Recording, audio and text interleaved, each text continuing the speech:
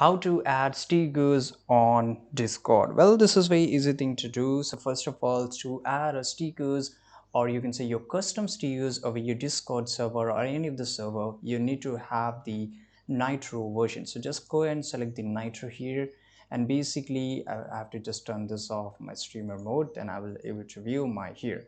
So this is Nitro, and you have to buy any of the subscription to make your own custom custom stickers. As you can see here, the perks here is right now custom emoji anywhere, unlimited super reaction, and if you want super unlimited custom stickers and everything, you can just go here, and basically it's available in the Nitro. So first of all, you have to click on subscribe and click on select, and then you have to buy the Nitro from the Discord, and then you can just go to any of the server, and if you just go here, you will able to select this kind of the stickers. You can just make your own stickers, right? So this is a benefit, and this is how you can do it. I hope you found this video very useful. Subscribe.